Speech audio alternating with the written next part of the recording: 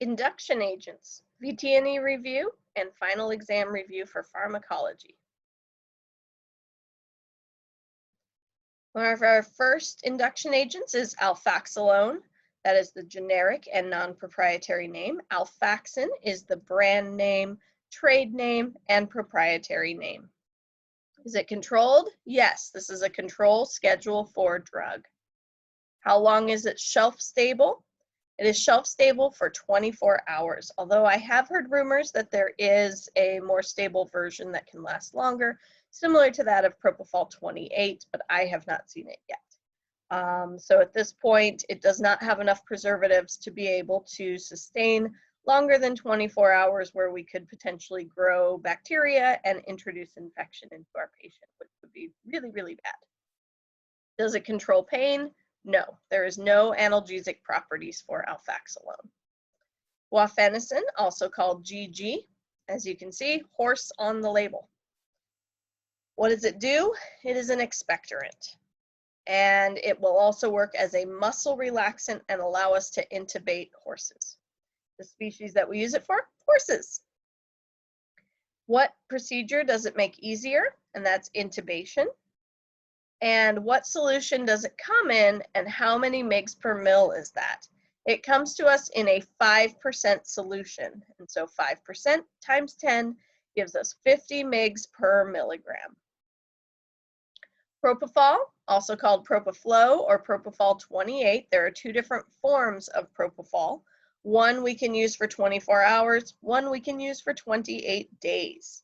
Very important that we label when the bottle was opened for either one. That way we know when to discard. How long is the shelf life? Short or how long is the half-life? I'm sorry, short or long? And this has a short half-life. We usually redose it about every 20 minutes, sometimes less, depending on how the animal is responding.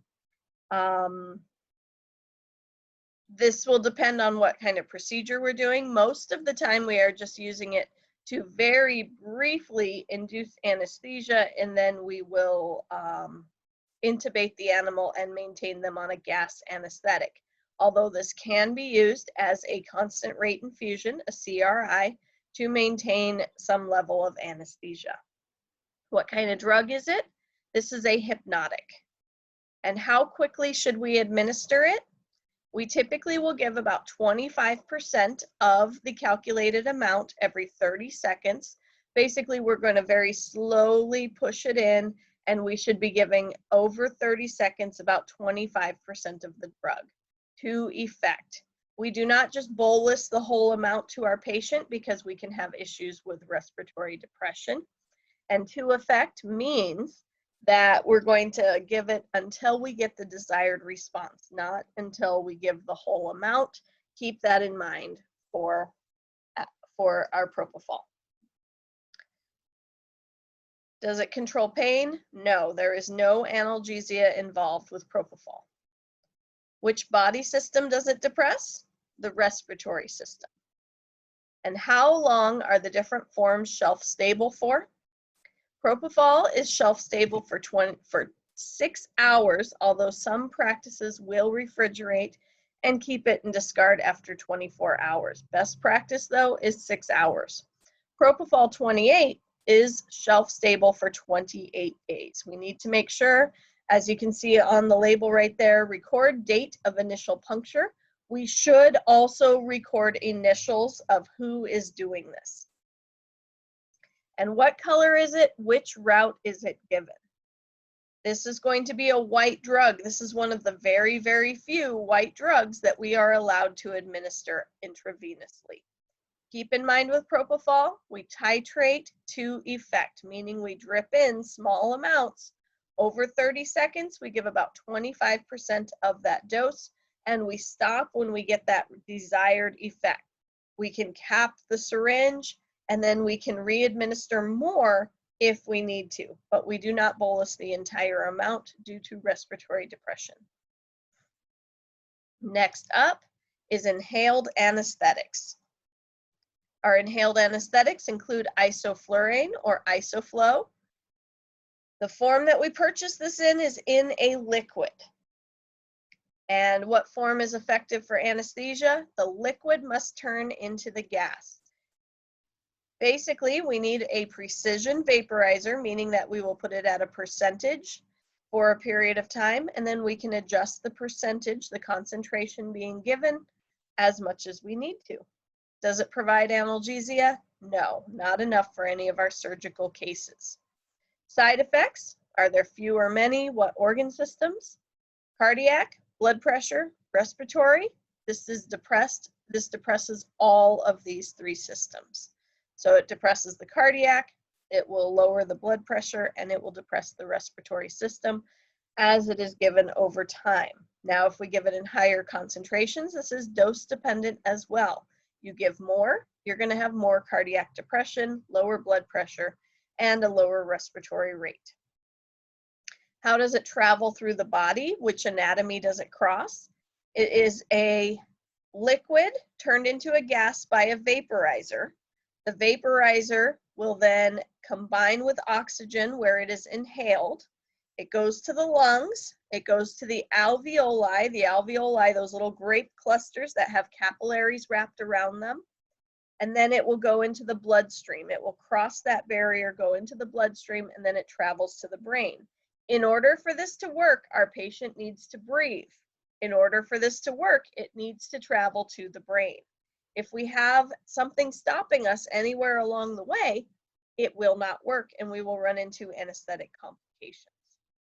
And what percentages do we typically use?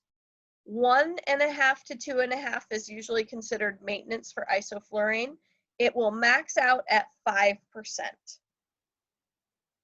SIVO, oh, and notice too, isoflurane, purple. This is our purple one, and the vaporizers will have purple on them. Sevoflurane or Sevoflow, we purchase this in a liquid. The form that is effective for anesthesia, that liquid has to be turned into a gas. It needs a precision vaporizer, just like isoflurane. Does it provide analgesia? No. Side effects, few, many, which organ systems? Side effects, same as isoflurane. It will depress the cardiac, it will lower the blood pressure, and it will depress the respiratory systems. Travels through the body, inhaled, to the lungs, to the alveoli, crosses into the bloodstream, where gas exchange happens, and then it must go to the brain. Animal must breathe. Animal must have it travel to the brain in order for anesthesia to be induced. Solubility, is this high or low solubility, and what does it all mean? The solubility is low, and having a low solubility, what we have is a rapid induction and a rapid recovery. Sevoflurane is going to be one of the fastest ones that we have. And the percentages that we typically use, 2.5 to 4%. This maxes out at 8%. And what is the reaction to soda lime called? What does it do? Compound A is the reaction with soda lime over prolonged surgical anesthesia. The way we avoid this is by making sure that we have fresh gas exchange. We can give the animal a sigh, and it can harm the kidneys if it builds up over a prolonged period of time. The respiratory stimulant that we have to consider with anesthesia is doxapram, also called Dopram and Respiram. Margin of safety, wide margin of safety, meaning what works and what's harmful or toxic or lethal is way far apart. So we have this whole space that we can fill in with different dosages based on what we need. And so what works and what's harmful, far apart here. So we still want to, of course, make sure that we calculate this extremely carefully and we don't make any mathematical errors, but there is a wide margin of safety here, a wide therapeutic margin. Why is this controversial? This is controversial because current studies are saying that the respirations may not be efficient when we use doxapram, Dopram, Respiram. What does it do to the seizure threshold? It is reported to lower the seizure threshold. And how is it administered? This is administered intravenously or sublingually underneath the tongue. Often in puppies, we will administer underneath the tongue. For adult animals or larger animals, intravenously. All right.